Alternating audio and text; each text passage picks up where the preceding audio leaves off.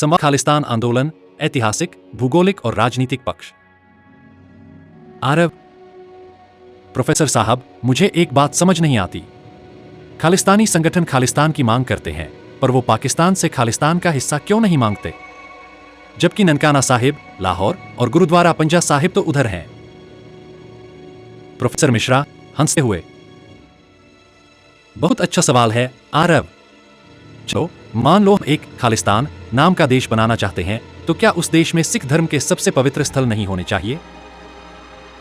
James, हाँ, अगर हम किसी यहूदी राष्ट्र की कल्पना करें तो यरूशलेम के बिना वह अधूरा होगा। तो ननकाना साहिब क्यों नहीं? आरब, तो फिर खालिस्तानी संगठन पाकिस्तान में खालिस्तान की मांग क्यों नहीं करते?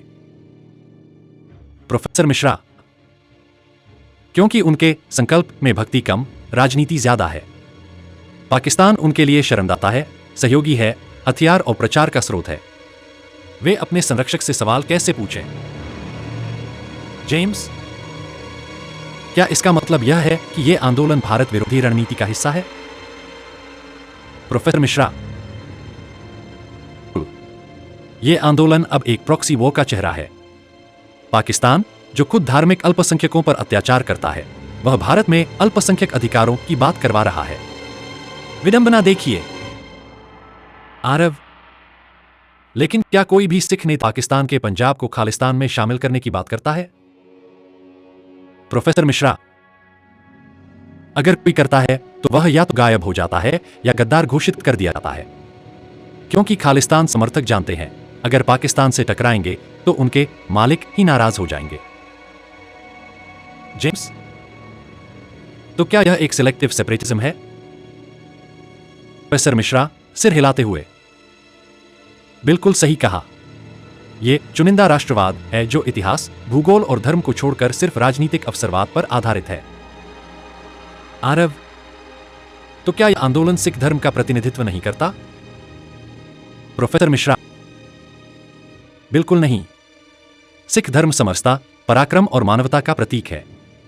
खालिस्तान आंदोलन उसका राजनीतिक अपहरण है। खालिस्तान एक काल्पनिक सिख राष्ट्र की मांग है जो पंजाब क्षेत्र में स्थित हो।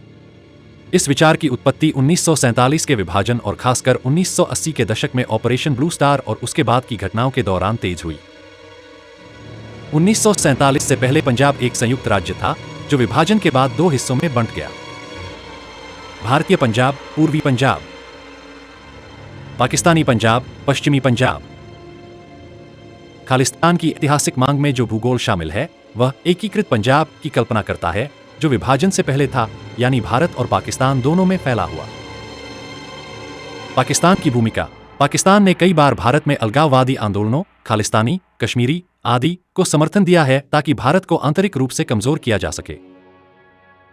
इसलिए पाकिस्तान में खालिस्तान की मांग करना पाक प्रायोजित खालिस्तानी नेताओं के हित में नहीं होता। पाकिस्तान खुद नहीं चाहता कि उसका पंजाब क्षेत्र किसी अन्य आंदोलन का हिस्सा बने। कई खालिस्तानी नेताओं का मुख्य ध्यान भारत विरोधी विमर्श पर होता है, न कि सच्चे सिख राज्य के निर्माण पर। यदि वे वास्तव में धार्मिक या सांस्कृतिक अधिकार की बात कर रहे होते तो उन्हें लाहौर, ननकाना साहिब, हसन अब्दाल जैसे सिख तीर्थ स्थलों जो आज पाकिस्तान में हैं को खालिस्तान में शामिल करने की मांग करनी चाहिए थी। पाकिस्तान में मांग करने पर उन्हें दमन का सामना करना पड़ सकता है, जबकि भारत में वे अधिकार, स्वतंत्रता और मानवाधिकार के नाम पर अंतर्राष्ट्रीय सहानुभूति बटोर सकते हैं। गुरु नानक देव जी का जन्मस्थान ननकाना साहिब आज पाकिस्तान में है। फिर भी खालिस्तान समर्थक संगठनों की मांग का केंद्र भारत में ही क्यों है? इसका उत्तर यह है कि यह आंदोलन अब एक राजनीतिक और रणनीतिक हथियार बन गया है, न कि आध्यात्मिक या सांस्कृतिक मांग। खालिस्तान आंदोलन का पाकिस्तान में खालिस्तान की मांग न करना दिखाता है कि यह आंदोलन वास्तविक सिख हितों के बजाय भारत विरोधी राजनीति से प्रेरित है। पाकिस्तान द्वारा समर्थित खालिस्तानी तत्व केवल भारत को अस्थिर करने के लिए इस विचार का प्रयोग कर रहे हैं।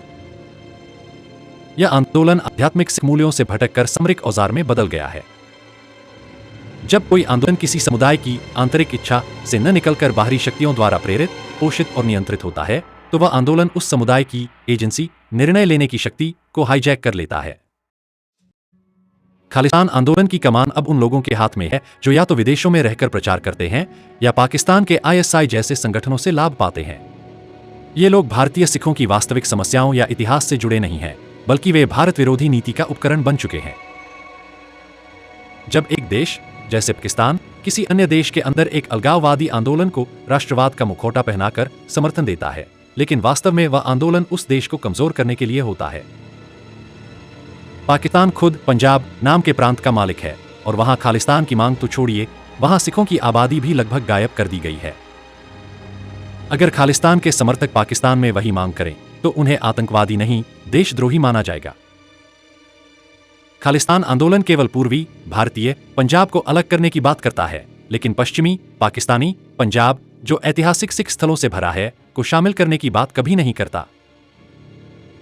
यह भौगोलिक चयन राजनीतिक सुविधा के अनुसार किया गया है, न कि धार्मिक या ऐतिहासिक आधार पर।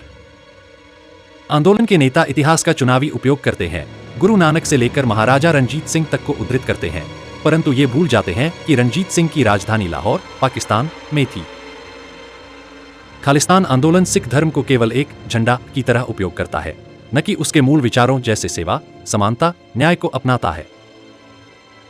सिख धर्म कहता है सरबत दा भला, जबकि खालिस्तान आंदोलन कहता है हमारा अलग राष्ट्र। यह आंदोलन भारत को दुनिया के मंच पर एक उत्पीड़क ऑप्रेसर के रूप में दिखाने की कोशिश करता है, खासकर मानवाधिकारों के नाम पर। परंतु पाकिस्तान के पंजाब में अल्पसंख्यकों की स्थिति पर ये खामोश रहते हैं। उदाहरण, पाकिस्तान में ननकाना साहिब में सिख लड़कियों के जबरन धर्म परिवर्तन की घटनाएं हुई हैं।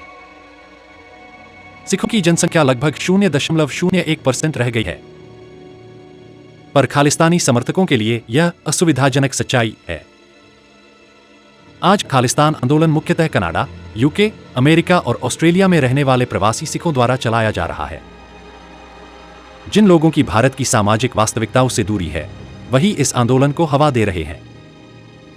ऑनलाइन पोस्ट, नारेबाजी और सोशल मीडिया युद्ध चल रहा है। असल में कोई भी जमीन पर एक भी खालिस्तान सरकार बनाने की कोशिश नहीं कर रहा, क्योंकि वे जानते हैं कि यह संभव नहीं, पर सेंटिमेंट उकसाकर राजनीतिक लाभ जरूर लिया जा सकता है। उपनिषदों में कहा गया है, सत्यम वद धर्मंचर, सत्य बोलो, धर्म का आचरण करो।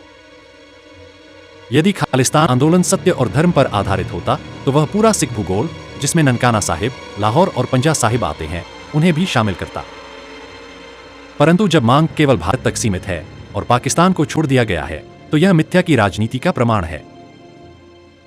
जो आंदोलन अधूरी मांग करता है, वह संपूर्ण सत्य नहीं, रणनीतिक झूठ होता है। अर्जुन युद्ध से पहले मोह में पड़ते हैं, मैं अपनों से कैसे लड़ूं? श्री कृष्ण उन्हें समझाते हैं, स्वधर्मे निधन श्रेय, परधर्मो भयावह। अपने धर्म में मृत्यु कल्याणकारी है, पर दूसरे के धर्म का पालन भयावह है। सिख धर्म का धर्म सेवा, न्याय और समरसता है। खालिस्तान आंदोलन ने जब इस धर्म का स्थान राजनीतिक अवसरवाद से भर दिया, तब यह परधर्म, द्वेष और विभाजन बन गया। युद्ध की जगह चेतना की आवश्यकता है। रावण का अहंकार और सत्ता की लालसा उसके निर्णयों को अधर्म की ओर ले जाता है। विभीषण, जो रावण का भाई था, परंतु धर्म और विवेक के पक्ष में खड़ा हुआ। आज का खालिस्तान आंदोलन रावण की भांति सिर्फ सत्ता और पहचान के मोह में भारत को तोड़ना चाहता है। यदि सच्चे सिख धर्म के अनुयायी विभीषण की तरह धर्म का साथ दें, तो विभाजन की जगह विवेक और समरसता आएगी। कौटिल्य चाणक्य का मंडल सिद्धांत कहता है, शत्रु का शत्रु मित्र होता है, enemy of my enemy is my friend.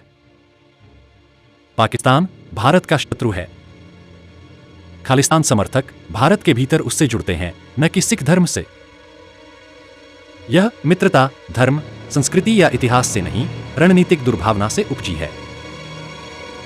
यह मित्रता नहीं, एक अवसरवादी गठजोड़ है जो न स्थायी है न नैतिक। महाभारत में युधिष्ठिर से पूछा गया, किन धर्म?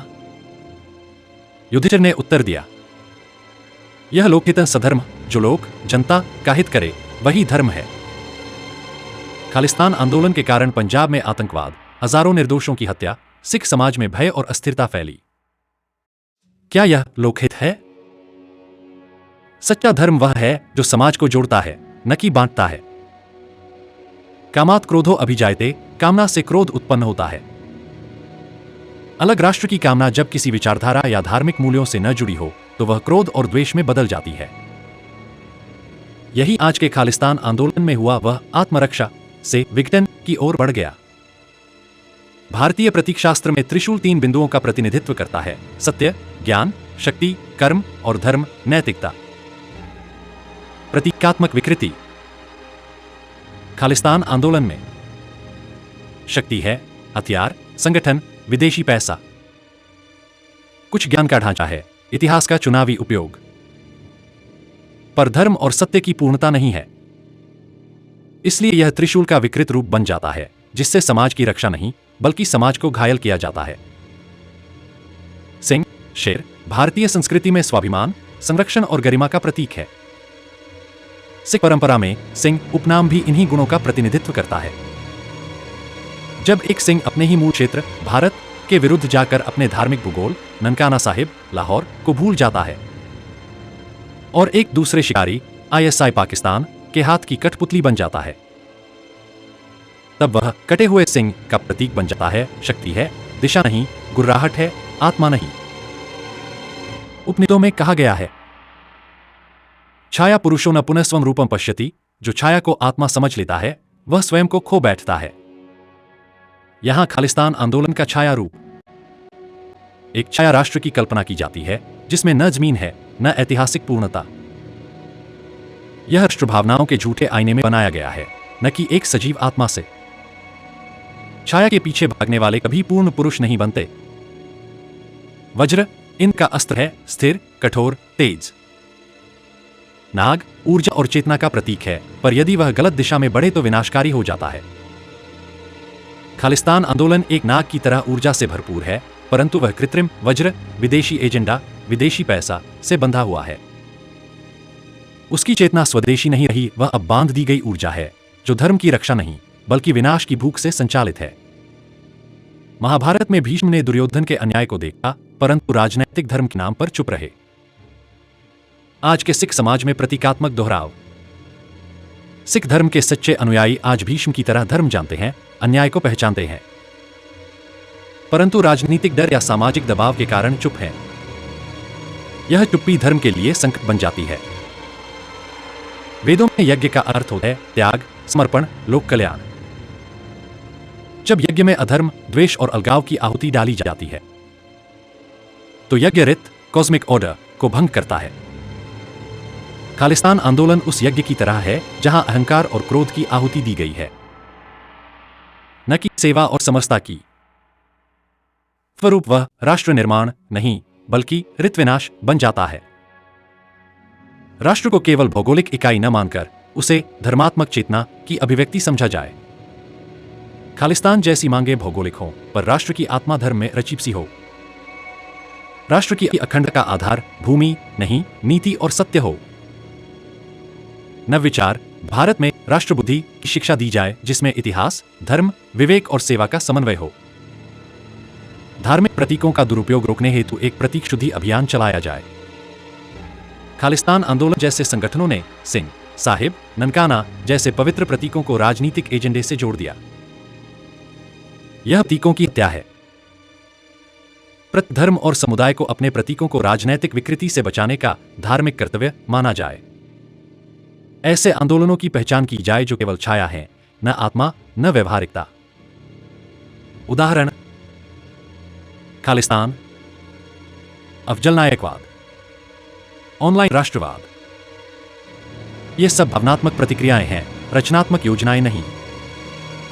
छाया राष्ट्रवाद की वैचारिक पहचान और शुद्ध वैचारिक प्रशिक्षण की नीति बने, जिससे युवाओं को भ्रम से मुक्ति मिले।